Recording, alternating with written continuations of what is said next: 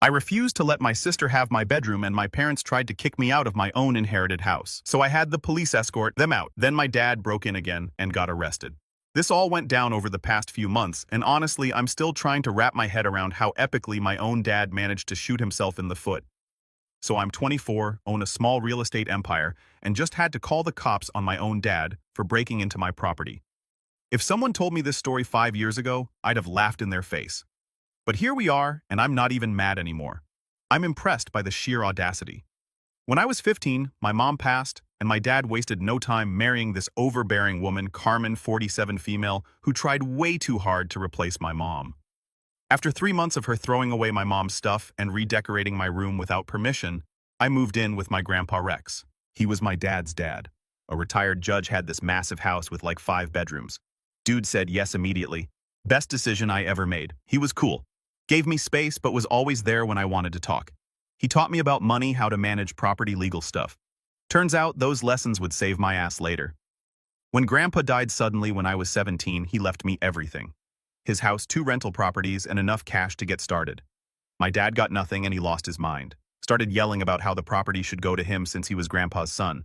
But Grandpa's will was bulletproof. He even made a video explaining why he did it. Said he trusted me to be responsible with it, unlike my dad. Here's where it gets weird. Instead of me moving back with Dad and Carmen, they decided to move into my house. Said their place was too small, and since I had this big house now, it made sense. I was still 17, so didn't really have a choice. But I set rules. They couldn't go in my bedroom or Grandpa's office. Those rooms had personal stuff and important papers. When I turned 18, I left for college out of state. Kept letting them live there rent-free. Only came back for holidays and some weekends. I paid all the taxes, maintenance, everything. Never asked them for a penny. Figured they were keeping an eye on the place for me. And instead of blowing Grandpa's money like a stupid teenager, I used the rental income to buy more properties. By the time I graduated at 22, I owned 6 rental units. After college, I got a job back in the same city and found myself a decent apartment about 20 minutes from the house. Kept building my portfolio. So by 24, I had 8 properties making serious monthly income. That setup with my dad and stepmom worked perfectly for 9 years. They got free housing. I got peace of mind knowing someone was watching my first property. Everyone was happy until last month when everything went to hell. Dad called me saying you need to clean out your room this weekend. We're giving it to Carmen's daughter, Becca. I'm standing in one of my rental properties doing an inspection, and this man is giving me orders about my own house. I stopped dead in my tracks. Who the hell is Becca? I've never even heard this name before. She's Carmen's daughter from her first marriage. She's fighting for custody of her kids and needs stable housing. Your room is the biggest one. I was so confused. Carmen had never mentioned she had a daughter before. And now out of nowhere this woman appeared, and they wanted her to live in my house. 9 years of free housing, and now they want to give away my bedroom to some complete stranger. But it started making sense why Carmen had treated me like such crap when I was 15. This woman had a daughter she'd completely abandoned and never talked about for 9 years. She couldn't even be bothered to mention that chick's existence, let alone maintain a relationship with her own kid. No wonder she had no problem throwing away my mom's stuff and trying to erase me from my own house. She'd already done it to her own daughter first. Are you completely insane? You're guests in my house. You don't get to make decisions about who lives here, I said. That's when Dad's mask came off completely. Started screaming about family obligations, how I was being selfish, how Becca really needed this, and I was cruel for refusing. I'm standing in some random rental property listening to my father have a meltdown because I won't give my bedroom to a woman I've never met. The manipulation was so obvious it was almost insulting. Make me the bad guy for protecting my own space. Paint him as the caring family man just trying to help someone in need. Classic guilt trip. Don't touch my room or Grandpa's office, I said, clearly keeping my voice level even though my hands were shaking with anger. Touch either one and I'll evict you immediately. Dad went nuclear. You can't evict family? We've been living here for 9 years. We have rights. You have the right to find your own place. Don't test me on this. Then he dropped the real bomb. They'd sold their old house years ago to pay off debt. They literally had nowhere else to go. I was hella mad. Sounds like you should have thought about that before trying to give away my bedroom, I said, and hung up. I sat in my car for 10 minutes after that call, hands still shaking. Part of me couldn't believe it had come to this. The other part was already planning my next move. That night, I barely slept. Kept telling myself I was doing the right thing, but the guilt was eating at me. These weren't strangers. This was my dad, the same guy who taught me to ride a bike and came to my baseball games. Was I really about to make my own father homeless over a bedroom? I kept thinking about what people would say. Family, friends, relatives, everyone who'd ask, how could you kick out your own dad? The story would spread and I'd be the ungrateful son who chose money over family. But then I remembered finding Carmen going through my phone at 2 a.m. when I was 15. I remembered my dad standing there like a statue while she threw away my mom's jewelry. I remembered 9 years of paying every bill while they lived free and acted like they owned the place. And on top of all that, I'd never even met this Becca before. She was nothing to me. Not family, just some random woman Carmen had abandoned for years and now suddenly wanted to help. Why the hell would I put a complete stranger in my house for someone who couldn't even be bothered to mention her own daughter's existence for years? At that point, I was done being a pushover. That same night, Uncle Derek calls out of nowhere. My dad's brother, who I hadn't talked to in years because of some business falling out. Hey kiddo, heard you're having some family drama. Maybe you should reconsider this eviction thing. Family's supposed to stick together, right? I could smell the setup through the phone. Uncle Derek wasn't calling out of concern. He never cared about anything. Dad had gotten to him first, probably crying about his cruel son who was about to make him homeless. I'll think about it. I lied because I wanted to see what other moves they'd try. Derek seemed satisfied. Good, good. Your dad's been through a lot lately. This custody thing with Becca is really important. I hung up and called my lawyer. We agreed to go to the house early morning to give them official notice to leave. So the next morning I drove over with my lawyer to serve proper eviction papers. Legal by the book, no surprises. I was actually nervous as hell. My palms were sweating and I kept rehearsing what I'd say to Dad's face. I pulled into the driveway of my own house and walked up to my own front door, put my key in the lock.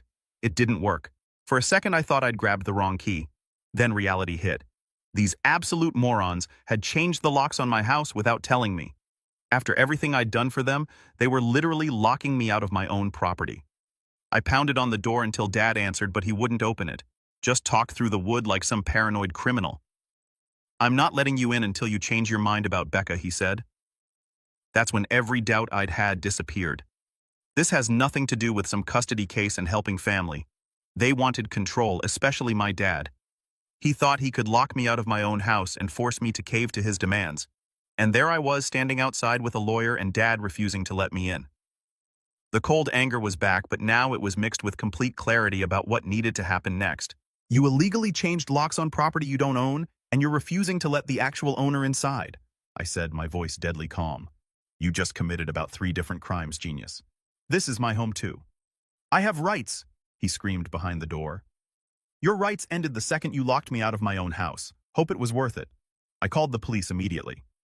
My lawyer was already pulling up property records on her phone building our case. I wasn't shaking anymore. I was ready for war. The responding officer listened while my lawyer showed him property records, inheritance documents, everything proving I owned the house. The police gave Dad a simple choice. Open the door and let me in, or get arrested for criminal trespassing on top of everything else. Dad finally opened up, looking like he'd aged 10 years overnight. Carmen was crying in the background while this random woman, Becca, sat in the corner looking uncomfortable as hell. The officer explained that Dad was being evicted for changing locks and refusing property owner access. Dad tried every excuse in the book. Nowhere to go. Lived there for 9 years. Claimed Grandpa had verbally promised him the house. Do you have any documentation of this verbal promise? The officer asked. Dead silence. I almost felt bad watching Dad realize how weak his position was. Any written agreement about your tenancy here? More silence. Any proof you've been paying rent or contributing to property ownership? Dad was scrambling. I've been maintaining the property. I fixed the back door last year. With your own money or money provided by the property owner? The truth came out. I'd been paying for every repair, every improvement, every single expense for 9 years. Dad had been living completely free while I built a property empire around him. Watching Dad try to explain the situation was pathetic. He kept insisting he had rights as a long-term resident, that this was family business that didn't need police involvement. The officer just stared at him like he was speaking gibberish. Who changed the locks? The cop asked. Dad claimed he didn't remember the company name. Obvious lie. I could see him calculating whether admitting it would make things worse. The officer made some calls and tracked down the locksmith within an hour. This sketchy operation had done the work without verifying ownership or getting proper documentation. When the locksmith found out he'd been hired to lock out the actual property owner, you could hear him panicking about his license over the phone. I pressed charges against both my dad and the locksmith. Dad for illegal tampering and preventing property owner access. Locksmith for failure to verify ownership. The officer was writing up the reports while I stood there watching my relationship with my father officially end. Part of me felt sick about it, but I also felt relieved that the games were finally over. While Dad and Carmen were packing their stuff, I got a closer look at this Becca character. Mid-30s, nervous energy, kept checking her phone like she was expecting bad news. Nothing about her screamed mother fighting for custody. I decided to test the story directly. "So what's the timeline on getting your kids back?" I asked her. She looked at Carmen, then back at me. "It's complicated. The court process takes time." Red flag number 1. Vague answers when a real mother would have specific dates, court schedules, detailed timelines burned into her memory. I kept pushing. "How many kids?" I asked. Another glance at Carmen. "Just one, a daughter." "How old?" Long pause. "She's 8 now." The whole interaction felt wrong. A mother fighting for custody would be talking non-stop about her kid, showing pictures, explaining the legal situation. This woman was giving me bare minimum answers like she was making it up on the spot. Then Carmen stopped packing her stuff and snapped. "Oh, give me a break!" She barked, stepping between us like she owned the place. "You're really going to interrogate her like she's on trial after everything we've been through?" She pointed right at me, voice rising. "You're a disgusting, selfish little brat with a bank account. Your mother would roll in her grave if she saw what you've become. Hoarding rooms and money while your father's on the street and your stepsister is fighting for her kid. You think this house makes you powerful? It just makes you heartless." I didn't respond, but she kept going louder now. "You didn't build this. Rex did. Your precious grandpa. And you're too cowardly to admit that without him, you'd be nothing. Just a spoiled kid playing landlord." Before I could even open my mouth, the cop near the door raised his hand. "Ma'am," he said firmly, "that's enough. This isn't your house, and you're one more outburst away from being removed for obstruction. I suggest you stop talking." Carmen clamped her mouth shut, but the look she gave me could have melted steel. I didn't flinch. I made a mental note to dig into Becca's story later because nothing added up. Right now, though, the only goal was getting them out for good. That first night after they moved out, I walked through my house in complete silence. 9 years of having other people living there, and suddenly it was just mine again. Should have felt good, but instead I felt this hollow emptiness. I went into my room and found they'd already started moving my stuff out. My clothes were in garbage bags. My desk had been moved to make room for a bed they'd ordered for Becca. They'd been so confident I'd cave to their demands that they'd already started giving away my space. And just like that, any doubt I had at that moment disappeared completely. These people had been planning to steamroll me regardless of what I said. The lock change was just step 1 of a calculated plan to take over my house entirely. Meanwhile, the locksmith who'd changed my locks got absolutely destroyed by the licensing board. Turns out this wasn't his first time doing shady work without proper verification. His license got suspended for 6 months. He had to pay a massive fine, and his business reputation was ruined when the local news picked up the story. The guy actually called me begging to drop the charges, claiming he didn't know Dad wasn't the owner, voice, shaking, talking about his kids and his mortgage, how this would destroy his livelihood. I felt bad for about 10 seconds. Then I remembered that professional locksmiths are supposed to verify ownership before changing locks. This is basic stuff. If you're going to change locks, make sure the person hiring you actually owns the property. Pretty simple concept. Ignorance isn't an excuse for not following basic professional standards. I told him maybe next time you'll do your job properly. The harsh reality was that his sloppy work had enabled my father to lock me out of my own house. If I let it slide, what message did that send to other contractors who might cut corners in the future? Dad got charged with criminal mischief for the lock situation, plus trespassing for refusing to let me access my own property. During his court appearance, he showed zero remorse and kept insisting he had rights to his son's property. The judge was not having it. "Mr. Johnson, you illegally locked your son out of his own property, then broke into another property he owned. Your son didn't steal anything. He inherited property legally, and you committed crimes trying to take it." Dad actually stood up during sentencing and gave this whole speech about ungrateful children and family loyalty. He claimed I was stealing his inheritance and turning my back on family by enforcing property rights. Watching him make that speech was one of the most uncomfortable moments of my life. The man who raised me was standing in court blaming me for his own criminal behavior. Part of me wanted to stand up and say, "Dad, just stop talking. You're making it worse." But I stayed quiet. Let him talk.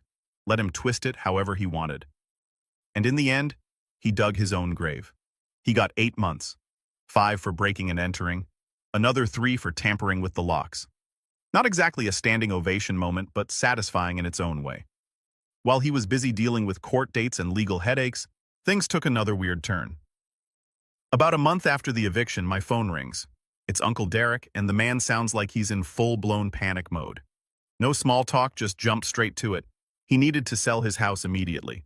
Won't say why, just asks if I'm interested in buying. Now here's the part Derek didn't know, and this is where it gets good. The house he was trying to offload, that was actually my great-grandparents' old place, the one Grandpa Rex grew up in. Grandpa had handed it down to Derek years ago, but he later told me he regretted that decision. Said Derek let it fall apart. Didn't take care of it like he should have.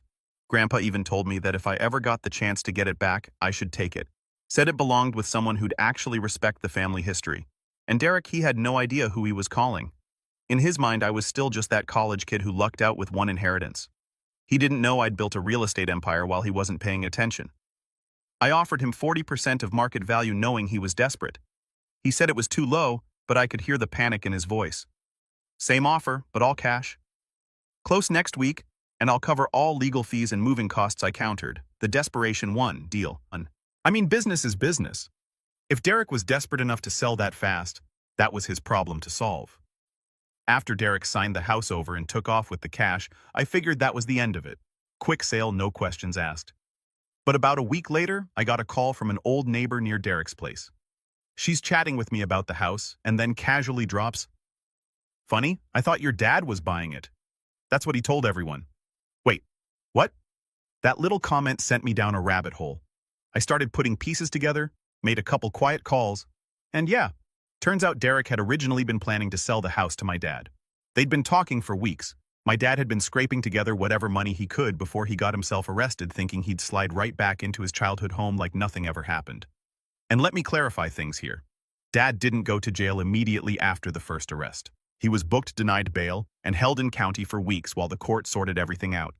But before formal sentencing came down, he managed to scrape together bail through Derek, who sold him out later. That's how he got out long enough to try and buy Derek's place. And when Derek told him your son bought it instead, my dad apparently assumed I'd done it for him like it was some kind of peace offering.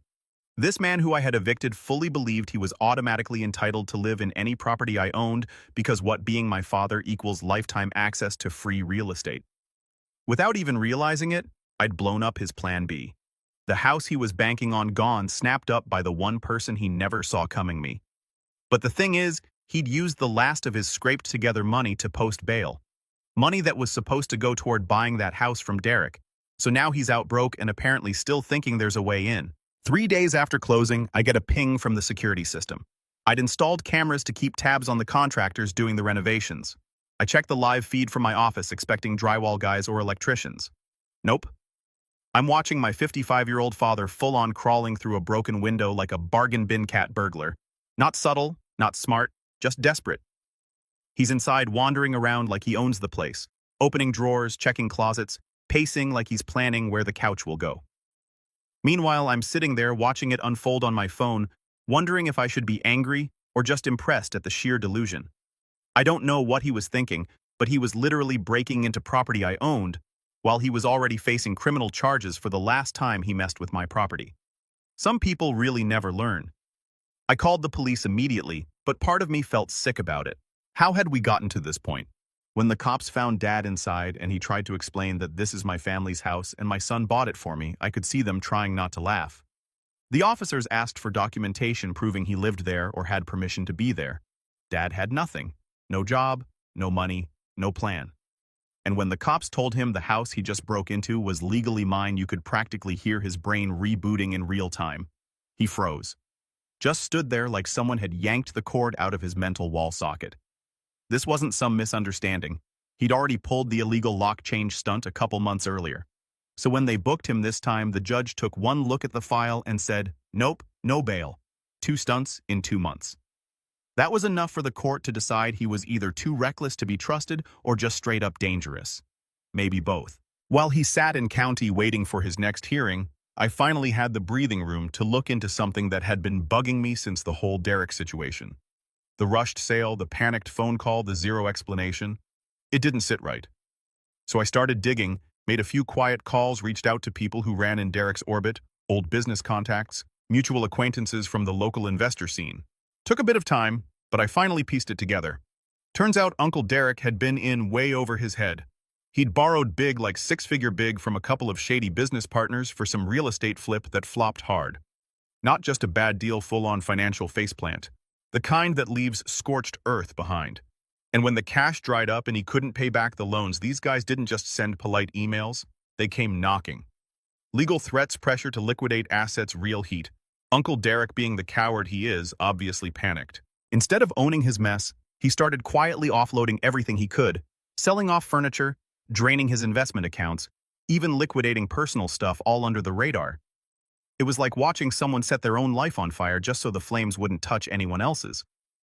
And yeah, you can imagine how proud I am of my uncle and dad. And my offer on the house that was his escape pod. He just needed one last lump sum to disappear. And I guess I was the lucky buyer who showed up right on cue. Wouldn't be surprised if the guy had his bags packed the morning we closed.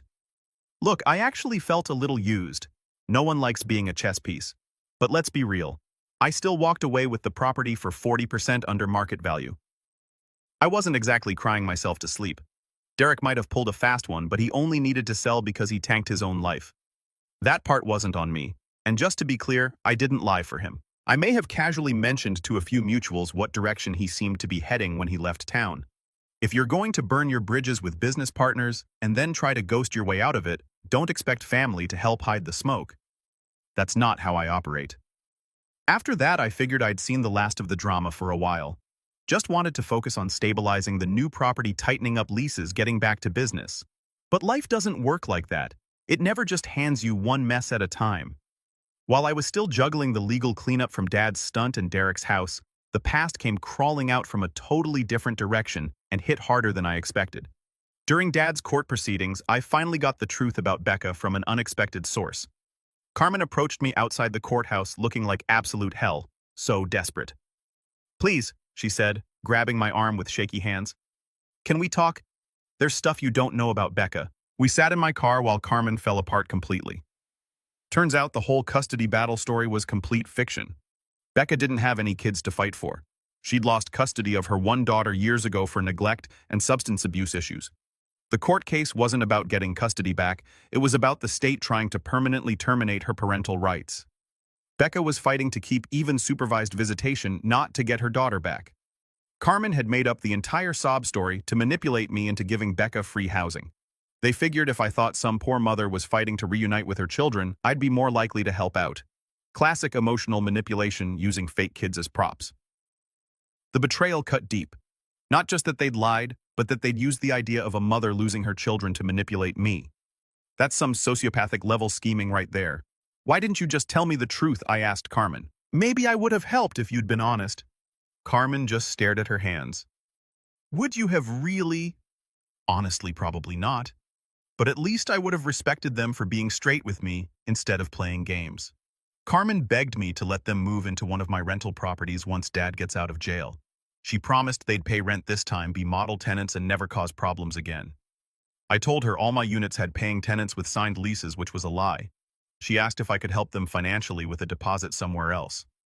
I walked away without saying another word.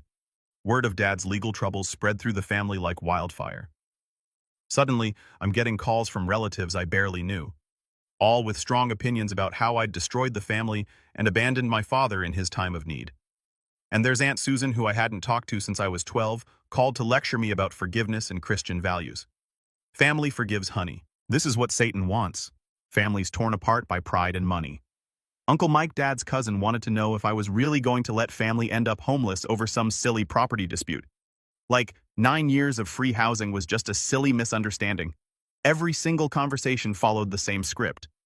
I was the bad guy for enforcing boundaries. Dad was the victim of circumstances, and I should fix everything by giving him money or housing. The manipulation was so obvious it was insulting. Not one of these people offered to help Dad themselves. Not one opened their own homes or checkbooks. They just wanted me to sacrifice my property and income to solve a problem Dad had created. "Why don't you let him stay with you?" I asked Uncle Mike. "Well, we don't have the space." "I see." So I should house him for free, but you can't because you don't have space. Got it. Dad was released from jail last week. Carmen called to tell me, said Dad wanted to meet to clear the air and start over. I declined. She asked again if I could help them financially. Told her 9 years of free housing was all the help they were getting from me. Good thing I didn't wait around. After Carmen called, I filed a restraining order, and it turned out to be the smartest move I made because 2 days after his release, he showed up at my workplace. He stormed into the reception area screaming about ungrateful children and stolen inheritance, demanding to talk to me man to man. My assistant was terrified. Clients were staring and security was scrambling to respond. Where is he? Where's my son? I raised him better than this. Dad was completely unhinged, waving his arms around and pointing at random people like they were conspirators. Security called the police while Dad continued his meltdown. He was yelling about how I'd stolen his home and destroyed his life when the cops arrived to arrest him for violating the restraining order. Watching my father get handcuffed in my office lobby was one of the most humiliating experiences of my life. Everyone was staring. My phone was ringing with panicked calls from employees, and I had to explain to confused clients why my own dad was being arrested. The restraining order now keeps him 500 feet away from me, all my properties, and my workplace. He's also prohibited from contacting any of my tenants or business associates. I changed my phone number and gave all my tenants his photo, with strict instructions not to let him near any of my buildings. I also created an LLC for all my real estate holdings, extra legal protection in case Dad tries any future schemes. Some nights I lie awake, thinking about everything that's happened. The rational part of my brain knows I did the right thing, protected my property, enforced reasonable boundaries, held people accountable for their actions. And the hardest part is explaining it to people. When someone asks about my family and I say my dad's in jail for breaking into my property, the looks I get are brutal, like I'm some heartless monster who destroyed his own father over money. But then I remember finding my stuff in garbage bags ready to be thrown out so some stranger could have my room. I remember 9 years of paying every bill while they acted like they owned the place. I remember being locked out of my own house because I wouldn't cave to their demands. The guilt fades pretty quick when I focus on the facts instead of the emotions. While Dad was dealing with legal consequences, I closed on my 9th property last month, a duplex in an up-and-coming neighborhood that should double in value over the next 5 years. Every month when I collect rent and review my portfolio, I think about how different things could have been. If I'd given in to Dad's demands, where would I be now? Probably fighting for space in my own house while supporting 3 adults who contributed nothing. The rental income from all my properties is more than most people make at their regular jobs. At 24, I have complete financial freedom because I made hard choices and stuck to my boundaries. I know that Grandpa Rex would be proud. He taught me that property ownership comes with responsibilities, but also with rights that need to be protected. He didn't tolerate people who thought they were entitled to other people's property, and neither do I. When I was cleaning out Grandpa's office after the eviction, something I'd never had the chance to do properly, I found some old documents in a locked drawer. Among them was a letter from Grandpa to his lawyer written just a few months before he died. In it, Grandpa explained his disappointment in both his sons and why he planned to leave his estate to me. He mentioned Dad had borrowed over $100,000 from him and never paid back a cent. The letter also revealed that Derek had stolen money from Grandpa's real estate business when he worked there in his 20s. The letter made it crystal clear that Grandpa believed neither of his sons was financially responsible or trustworthy. Reading it made me realize I'd made the right call with both of them. Now Dad's living in some studio apartment across town, working retail at 55 because his credit is destroyed and he has a criminal record. Carmen moved back to her home state to live with relatives after divorcing him in jail. She actually sent me a message on Messenger a few months later to let me know about the divorce and to apologize for everything that happened. I blocked her number halfway through the conversation. I don't want anything to do with that part of my life anymore. Becca disappeared completely once the free housing dried up. My real estate empire keeps growing. I'm looking at 2 more properties next month, both with strong rental potential in neighborhoods that are starting to turn around. Derek tried reaching out on social media last month, probably looking for a place to crash now that his creditors have tracked him down. I blocked him before he could even finish typing his sob story. 9 years of free housing wasn't enough. Paying every bill, every repair, every tax wasn't enough. They wanted to give away my personal space to a woman who was lying about a custody battle, then tried to lock me out when I refused. Every boundary I enforced, every legal document I filed, every hard choice I made, it was all worth it to get where I am now. Complete independence, financial security, and the peace of mind that comes from knowing nobody can manipulate me into giving away what I've earned. The friends who called me heartless, they're still working paycheck to paycheck while I'm building generational wealth. Even some of my closest friends said I should forgive and forget, but none of them offered to house Dad themselves. This holiday season, me and my girlfriend are hosting Thanksgiving at my house. We invited a few close friends who actually supported me through this mess. First holiday in years I'm actually looking forward to. No drama, no unreasonable demands, no unwelcome guests, just people who respect and care about each other. Guess which one just bought his 9th rental property and which one is working retail with a criminal record. Basically, don't mess with people's boundaries. Don't lie about custody cases for sympathy. Don't illegally change locks on property you don't own. And definitely don't assume family relationships give you the right to walk all over someone who's been supporting you for years. Game over? I won.